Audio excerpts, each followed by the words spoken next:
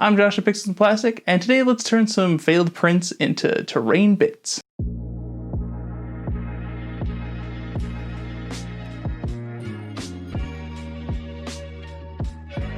No matter how long we've been 3D printing, chances are you're going to have some failures. And if you're like me, you have a bin full of them. Today we have 3 examples of said prints, and I'm going to show you how to turn each one's failures into features.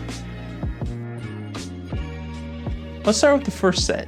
These were test models for when I was dialing in my FDM printer.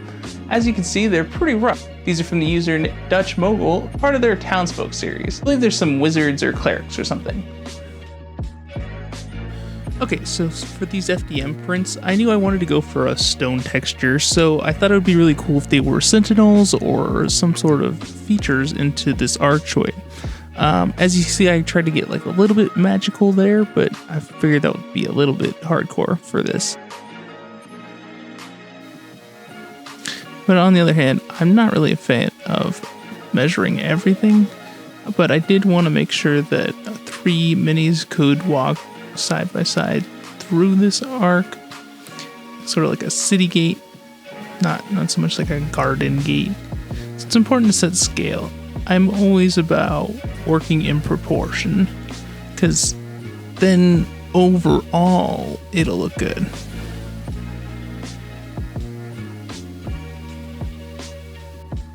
So after chickening out on cutting the middle here, I actually just switch over and use my bandsaw. It was a lot easier than trying to maneuver the blade in there. I cut off these little ledges for the minis and then beveled them with an utility knife. I'm using the Gorilla construction adhesive here instead of PVA, because honestly it works like really well with foam, and it adds that extra sticking power so that you can place it and then move it around and not really have to worry about it like setting like PVA. So it's really helpful for that, and it's construction grade, so it'll last. So as you see here, I marked out and cut out the bevels, just simple large block bevels. Some more keystone features here.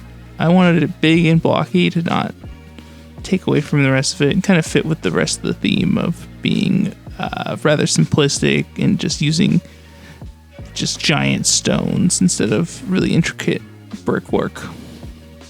Hopefully it adds to the scale as well. After that, it's time to cover everything with Mod Podge.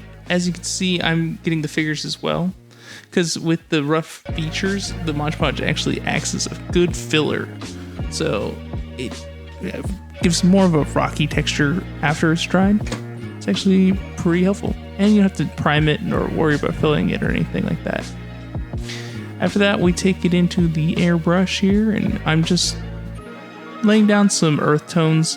I always like to start bases with whatever color I think would be underneath everything else, or what would look good as an undertone. In this case, like a dark brown, some greens, and then I go over it with some whites. Right now I'm doing a quick wash with brown, adding that dirt, trying to get in all the creases itself. You see I'll leave dirt after rubbing it off, because I'm leaving cues for the flocking or the foliage that I'm going to put on after. Then just some simple dry brushing to bring back the white edges. Going in and cleaning up some of the other edges there. And so you'll see it's nice to leave the darker areas where you're going to put basing materials, because it adds, or it just helps cover up that underneath area. It makes it feel a bit more natural, like there's dirt or something. And there we go. Pretty simple build. Nice to cut out some classic XPS foam. I think it turned out well.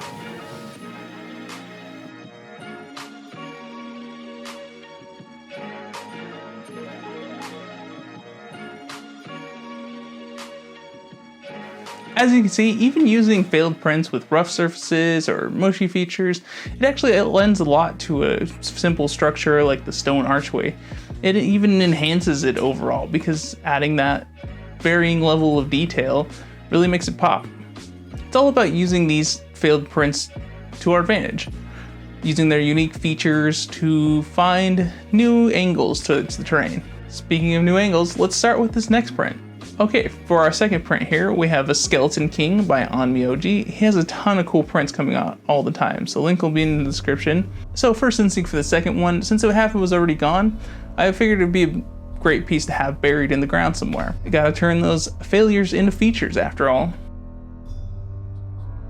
So yeah, I'm just going through, picking which landscape what I think would work best.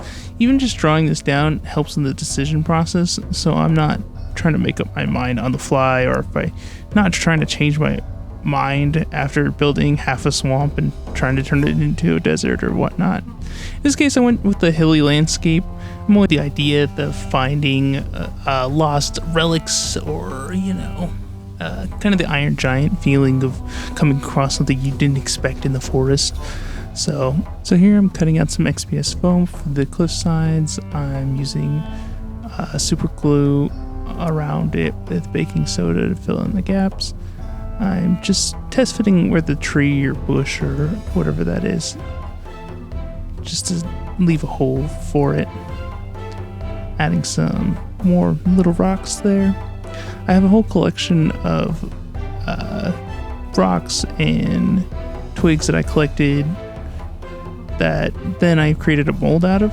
So whenever I'm resin casting and I have extra resin, I just pour some in those and I get free basing materials that way. Well, not free, but at least recycled materials that way. Here I'm using Liquitex's acrylic medium. It's really handy actually. I'm really liking it for bases. It dries pretty fast and you can really build up some interesting textures with it. So here I am and just scraping around. It actually, you can move and sand and really shape it. I even take an X-Acto blade to it. You're shaping some of the dirt mound / roots of the tree here with it. With the airbrush, I wanted to take the tree's colors to something more natural. They came in that really fake neon green looking tree. So just getting some different shades on there and not really doing too much with the airbrush that way. Most of the work does through washes. Luckily with the mud or natural terrain, the smoother the blends and of your base coat is just like way more natural, it feels like. So it's good to be messy with terrain. It's fun.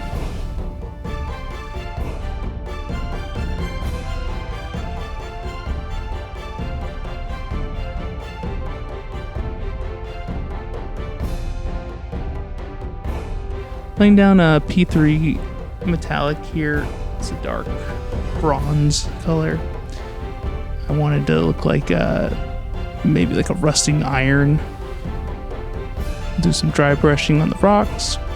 It's all about layering for bases. I feel like the more small layers you can build up just add to that randomness and really showcases the basing materials otherwise. So here I'm just picking out areas of dirt and more that I want to add to. And right now I'm adding this kind of a pale green to add to the oxidation on his armor so that everything's not so shiny. Got some pigments here from Vallejo. They're good for smudging in some grime and whatnot. Some bright orange to hit those rusty spots.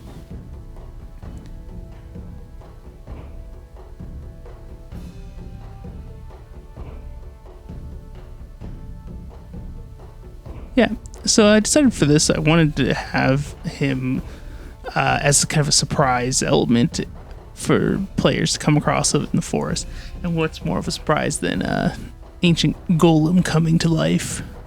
So decided to give him some classic glowy eyes. Gives us some red and then yellow highlights. And then just a dot of white in there.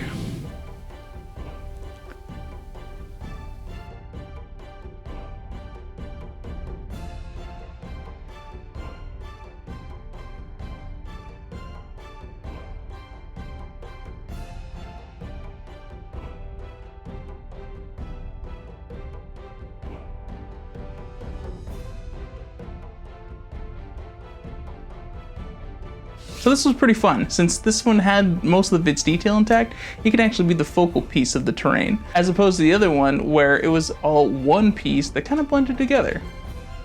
It was really cool to add this awakening feeling to it, and it would be a great feature for something you'd find in the campaigns along the way. Nothing like grabbing your player's attention by waking up a war golem in the middle of the forest. Alright, for this last print, we have this great battle scene with a siren and a harpy by Great Grimoire. She's already got some amazing pieces up. I'm really excited to print some of the busts she just released. So link will, of course, be in the description below. So for this one, I wanted it to be on one of those ancient plinths, one of those ionic column style things. I was gonna scratch build it, but honestly trying to match the level of detail to the print, it was way easier for me just to go and 3D model it and then print one myself. So we'll go through that now. So in 3D, you basically always want to start out with as much reference as possible. It helps in scratch builds or stuff like that, but honestly with scratch builds you get so much value out of the materials themselves. In 3D you're just left with a blank canvas, so having that reference is pretty important. So this is Maya, what I've been using for the last 8 years. If you're just getting into 3D, I honestly don't recommend it unless you're trying to get into a studio. Just learn Blender. This is ZBrush. We're taking it in for the extra details now. This is really the fun part. You get to go in and add all the scroll work and add some surface detail there. The next best part is after you have a clean version, you duplicate it, and then you can add all the battle damage you want without having to make another one, which is kind of the best part of 3D, I guess. Hard to make a pylon in real life and then battle damage it and then want to change it. Here we decimate it so that we can have a reasonable number of polygons to work with. And this is Microsoft's 3D Builder program. Since ZBrush doesn't care about scale at all, I use this a lot to rescale everything. And in this case, I have the 3D print file, so I can use it to form it perfectly.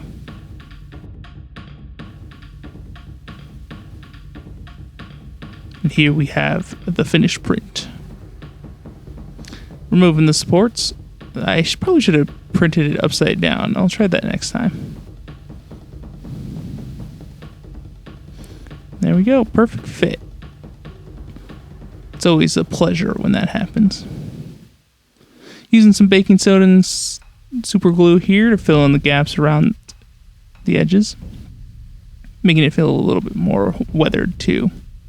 So here I'm going to go for a marble look, and I always undertone marble with a dark red because marble actually has a subsurface quality to it, so light penetrates it and reflects inner layers of it, which are the different veins and colorations you get. So the parts where the sun is not hitting is actually a different color than the white reflecting getting from it. I tried the dryer sheet to get the marbling veins, but honestly it didn't work and it blocked all the paint that I was spraying at it, so I kind of gave up on that. Here I'm doing a quick wash, and I'm using the golden high flow acrylics. They're really glossy and pretty sticky. They're great for wiping off again because they stick into the crevices really well. Here I'm just going through a quick dry brush. You want to hit the top areas for the marbles to get that surface shine that it has. So I'm just picking really specific areas, and the more you leave of the brown and the other areas, it's even better because you want that variation. So here you go, picking out some edges to highlight here also adds to the help. Here I'm adding some flowers and the super glue and dirt.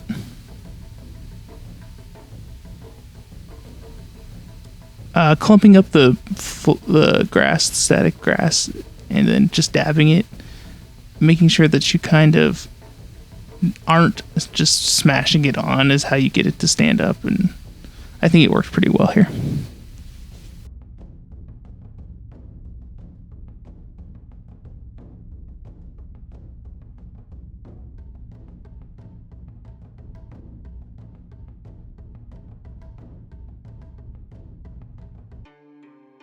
I really like how this one turned out. I think it would be a great point of interest in a campaign. It could be hiding a secret passageway, or it could be pointing a certain direction and it would give a clue to the players. And if you want to print that pillar, I'll actually throw that model up on my mini factory. And if you don't have access to a 3D printer, then I'll have physical copies available on my store. Check the description for more details about that. And that way you can put anything you want on top of it. Or if you just need some pillars, they're great pillars. I'll throw some different versions on there too. The one I use is pretty battle damaged. So I'll do a clean one and some other ruins or half pillars or ones that fell over and stuff. So I hope these ideas help you cope. Next time you come back to your printer after 12 hours and you have a no-legged golem or a very stringy looking mage, add them to the parts bin. You never know. So this is my first YouTube video. I always wanted to make a YouTube video, and I guess quarantine's the time because there's a ton of crafting people coming out of the woodwork. I've always watched all the big YouTubers, you know, Miniac and Squidmar and BlackMagicCrafts and MidwinterMinis, and it was always something that's like, I never had the time for. But you know, BlackMagicCrafts is kind of like the shepherd into the new YouTubers. He most recently he talked about rediscovering his own hobby, and in that he mentioned what's stopping you. You know, I figured now was the time. So this is a long video. I think it could have been 3 videos, but whatever. Go big or go home, right? I plan on making one a week from now on. It was really cool. I have a ton of weird random experiences, so hopefully I can bring something new to the space. And honestly, having been working CG commercials for the last 8 years, it's just like a breath of fresh air to do something my own and have it come out exactly as I wanted it and actually be able to take credit for what I made. So thanks again for watching, and stick around for more. This was a long video. I plan on